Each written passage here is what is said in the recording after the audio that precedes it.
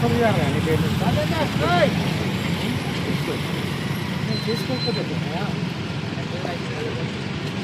రెండు ఉన్నాయండి.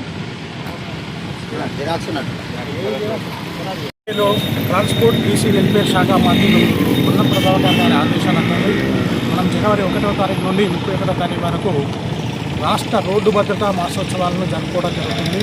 ఇందులో భాగంగా ఈరోజు జమ్మికుంటలో హెల్మెట్ ర్యాలీ నిర్వహించడం జరిగింది. హెల్మెట్ యొక్క ప్రాధాన్యతను కూడా వాళ్ళందరికీ కూడా వివరించడం జరిగింది.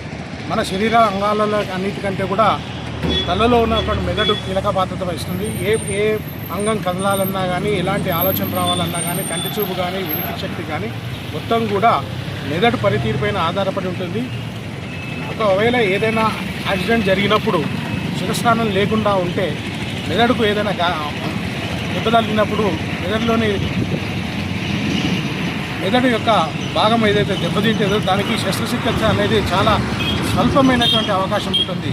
అదేవిధంగా ఏదైనా కాలు ఇరిగినప్పుడు, చెయ్యి ఇరిగినప్పుడు, మిగతా ఏదైనా అంగాలకు చికిత్స ఉంటుంది, కానీ మెదడుకు చికిత్స యొక్క పర్సెంటేజ్ చాలా తక్కువ ఉంటుంది. కాబట్టి యాక్సిడెంట్ జరిగినప్పుడు హెల్మెట్ పెట్టుకుంటే సర్వేలు చెప్తున్నాయి ఏంటంటే 22% నుండి 80% వరకు కూడా మనం ప్రొటెక్ట్ చేసుకోవచ్చు జీవితాన్ని.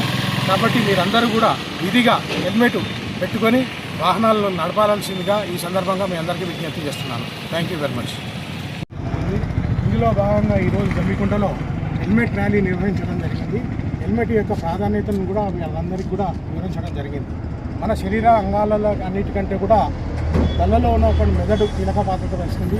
ఏ అంగం కదలాలన్నా కానీ, ఎలాంటి ఆలోచన రావాలన్నా కానీ, కంటి చూపు కానీ, వినికిడి శక్తి కానీ మొత్తం కూడా మెదడు పనితీరుపైన ఆధారపడి ఉంటుంది. ఒకవేళ ఏదైనా యాక్సిడెంట్ జరిగినప్పుడు శిరస్నానం లేకుండా ఉంటే మెదడుకు ఏదైనా దెబ్బతగిలినప్పుడు మెదడు యొక్క భాగం ఏదైతే దెబ్బతింటుందో దానికి శస్త్రచికిత్స అనేది చాలా స్వల్పమైనటువంటి అవకాశం ఉంటుంది.